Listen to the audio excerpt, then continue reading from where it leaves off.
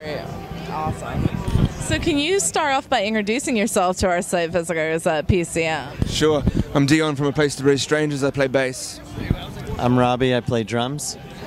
Great. Well, thank you guys for joining me here at Orion Music and More. How happy are you guys to be a part of this? You got things off to like an awesome start this morning. Oh, cool. Thank you.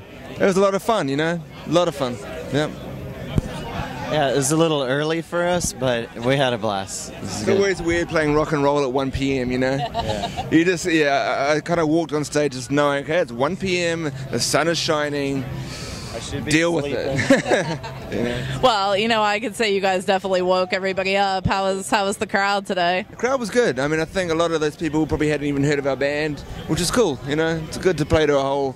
Might as well throw that into the mix as well, you know? It's cool. Yeah, I saw a bunch of people with other bands, you know, Sharpied on their chest, but they were stoked rocking out to our music. It was really cool. Good. That's awesome. So, you know, how important do you think the diversity of like a festival like this one is? I mean, you've got somebody from like almost every genre you could think of here. I mean, I like festivals that are specific genres, but this in particular is cool how it's not, because it would have been very obvious and easy for Metallica to put together a bunch of metal bands and do something. So when I saw the lineup, I thought this is interesting. This is actually, you know, going to be a bunch of people that like music, you know, coming together. I suppose coming together for a common good, which is probably to see Metallica, but the diversity has made this a pretty awesome event. Yeah. What was it like when you guys got the call from Metallica that they wanted you to be part of this? It was amazing. I mean, you want to... I mean, you know, when I was a young 13-year-old boy listening to Kill 'Em All on my, you know, cassette tape while mowing my father's lawns, if someone had to come up to me and gone, "Hey, Dion, they're gonna ask you to play with them like in 20 years," I would have been like, "Whoa!" And it was cool. It's good to think back about that and kind of just, yeah, really cool.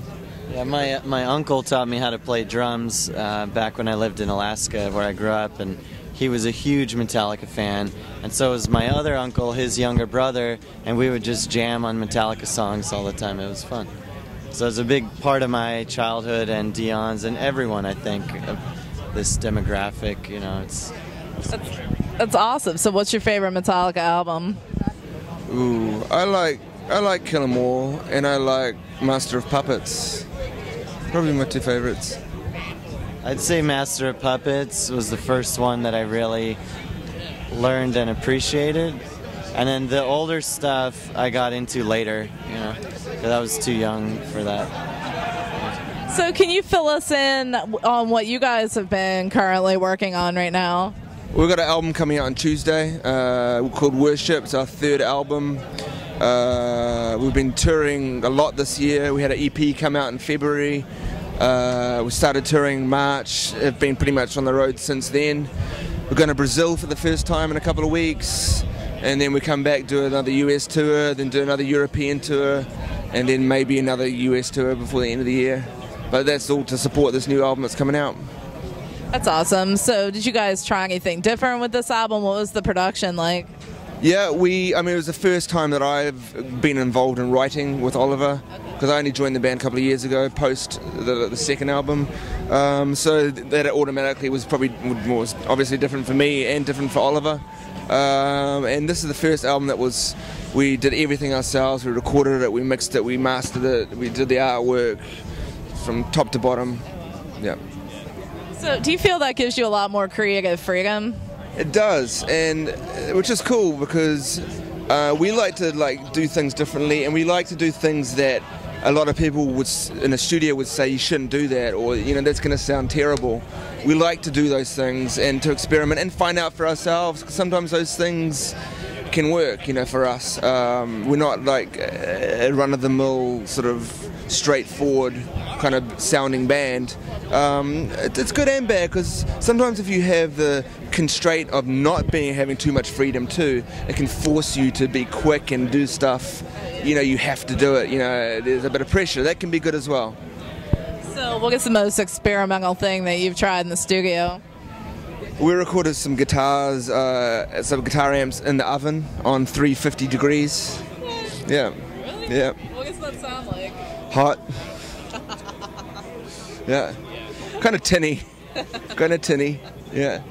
I can imagine. That's definitely interesting. So are there any bands here tonight that you guys are looking forward to seeing other than Metallica, of course? Robbie? Roki would have been cool, but I think that happened already. Saw a little bit of Black Angels, that was cool. I don't even know who's playing. I don't either. It's just, it's so diverse. Just like so many bands. It's cool. It's like a festival, and it's just like so many bands. I don't know who was playing a minute ago, but it was cool to hear some brass, you know, at a metal show, at a metal cool festival. That was cool. Yeah. Absolutely. Yeah. So what would be the most surprising influence for you guys? Ooh, surprise. Huey Lewis in the News. Yeah. Hard to rock and roll, baby. Hard to rock and roll. Yeah. Yeah. I mean, we're children of the 80s as well, you know, so yeah. It's mine and Oliver's song, you know, Hard to Rock and Roll. Biggest influence? No, surprising. Personally or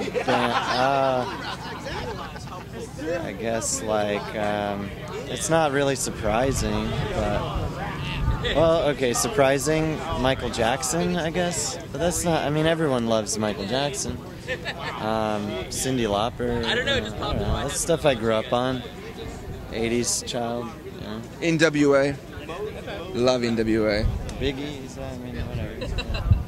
So personally, I like to look at music as a universal language. We can all speak and understand. Everybody takes a different message. What do you hope in particular that your music might say to listeners? Well, I mean, to be honest, I've seen quite a lot of mentally ill people at our shows in the past, truthfully. And I think that our music kind of speaks to them in a good way, you know, because it's so loud and so all-encompassing. I've actually had people who said, you know, your band, you know, I've been really, really sick, and that show tonight was just made me feel really good.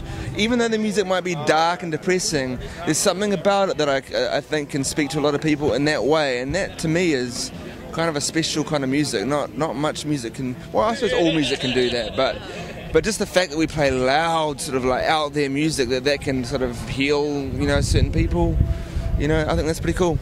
Oh, absolutely. What is it like for you as artists when a fan comes up and says your music's had an effect on them in a certain way? I mean, that's really cool to hear because I mean, without the, you know, this might sound cheesy, but without the fans, and our band is really nothing. And I really do love our fans because they're loyal, they really, really dig us, and, you know, as I say, if it wasn't for them, I'd be playing to no one, you know, and I wouldn't be doing what I love doing. So, cheers to that.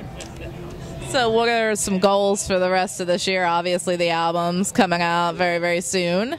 Well, we got a few ideas. You know, we might put something live together as well. We've been recording a lot of live shows. We've got a bunch of ideas for new releases. We just have to sort of get through this touring and really just stop talking about some of these ideas and make them happen.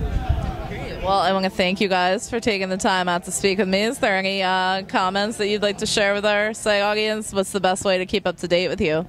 Probably just, you know, Twitter or like Instagram or any of those modern, you know, things. Stay connected. You know, Stay connected. Find your local Wi-Fi and get on there. Yeah.